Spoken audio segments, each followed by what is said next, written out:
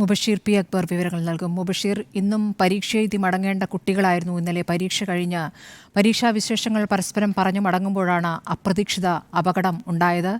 ഈ 4 പേർക്കും നാട് മുഴുവൻ ഒരുമിച്ച് വിട നൽകിയായിരുന്നു. ഇവിടേക്ക് നാട് മുഴുവൻ ഒഴുകിയെത്തുന്ന കാഴ്ചയാണോ മുബഷീർ കാണാനായത്?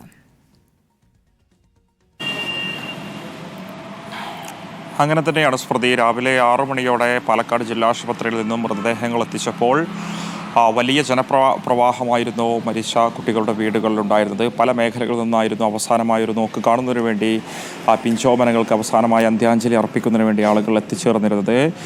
റിദ ഫാത്തിമക്കും നിദ ഫാത്തിമക്കും അതുപോലെ തന്നെ ഇർഫാനക്കും ആയിഷക്കും അന്ത്യാഞ്ജലി അർപ്പിക്കാൻ ആദ്യഘട്ടത്തിൽ 1 മണിക്കൂറോളം നീണ്ട പൊതുദർശനം വീട്ടിൽ നടന്ന ഘട്ടത്തിലും പിന്നീട് കരിമ്പനക്കൽ ഹാളിൽ നടന്ന ദർശനത്തിൽ വെച്ചതും നിരവധി ആളുകൾ അനുശോചനം രേഖപ്പെടുത്താൻ എത്തിച്ചേർന്നു എന്നുള്ളതാണ്.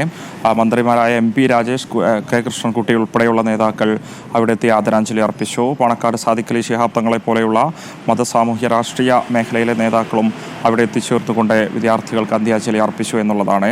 വലിയൊരു ജനത്തിരക്ക് തന്നെ വിദ്യാർത്ഥികളുടെ ആ ഒരു അവസാനഘട്ട യാത്രയപ്പ് ചടങ്ങിൽ ഉണ്ടായിരുന്നു എന്നുള്ളതാണ്. അതിനുശേഷം വിലാപയാത്രയായിട്ടായിരുന്നു തൂപ്പനാട് ജുമാ മസ്ജിദിലേക്ക് ജനാസ കൊണ്ടുവന്നിരുന്നത്. ആ ഒരു സമയത്തും നിരവധി ആളുകളാണ് അതിനെ അനുഗമിച്ചത്.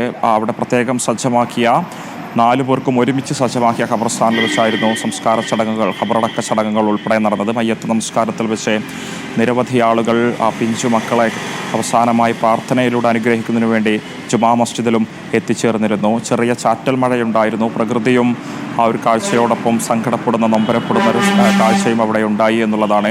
4 പേർക്കും ഒരുമിച്ചൊരുക്കിയ ഖബർസ്ഥാനിൽ ഏറ്റവും ഒടുവിൽ പിഞ്ചോമനകൾ നാടിനെ കണ്ണീരിലാഴ്ത്തിക്കൊണ്ട് വിട പറഞ്ഞു എന്നുള്ളതാണ്. നാടിൻ്റെ അന്ത്യാഞ്ജലി വിദ്യാർത്ഥികൾക്ക് നാടൊന്നടങ്കം അർപ്പിച്ചു. തുടർച്ചയായി പ്രശ്നങ്ങളുണ്ടായിരുന്ന, അപകടങ്ങളുണ്ടായിരുന്ന, മരണങ്ങൾ ഉൾപ്പെടെ സംഭവിച്ച മേഖലയിൽ പ്രതിഷേധങ്ങളും പരാതികളും അത്തരത്തിലുള്ള സമരങ്ങൾ ഉൾപ്പെടെ നടന്നിട്ടും യാതൊരു നടപടിയുമില്ലാതെ ഏറ്റവും ഒടുവിൽ തങ്ങളുടെ നാട്ടിലൂടെ ചിരിച്ചും കളിച്ചും ഉല്ലസിച്ചും നടന്നിരുന്ന 12ഉം 13ഉം വയസ്സുള്ള 4 പിഞ്ചോമനകളുടെ ജീവൻ ബലി കൊടുക്കേണ്ടി വന്ന ഒരു നിരാശ, ഒരു സങ്കടം നാട്ടുകാരുടെ മുഖത്തുണ്ടായിരുന്നു, വീട്ടുകാരുടെ മുഖത്തുണ്ടായിരുന്നു. അനുശോചനം രേഖപ്പെടുന്ന സമയത്ത് പൊതുദർശനമൊക്കെ തന്നെ ഹാളിൽ നടന്ന സമയത്ത് ഇർഫാനയുടെ മാതാവ് പാരിസയൊക്കെ തന്നെ ബോധരഹിതയായി വീഴുന്ന കാഴ്ചയൊക്കെ തന്നെ അത്രത്തോളം സങ്കടപ്പെടുത്തുന്നത് തന്നെയായിരുന്നു. കണ്ണീർ വാർത്തെടുത്തുകൊണ്ട് അല്ലെങ്കിൽ ആ നിലയിൽ തന്നെ സങ്കടപ്പെട്ടുകൊണ്ട് ഈ 4 വിദ്യാർത്ഥികളുടെ സഹപാഠികളൊക്കെ തന്നെ അവിടെ എത്തിച്ചേർത്തുകൊണ്ട് വിദ്യാർത്ഥികൾക്ക് അന്ത്യാഞ്ജലി അർപ്പിക്കുന്ന വളരെ ദുഃഖപ്പെടുത്തുന്ന കാഴ്ചകളും അവിടെ ഉണ്ടായി എന്നുള്ളതാണ്. എന്തായാലും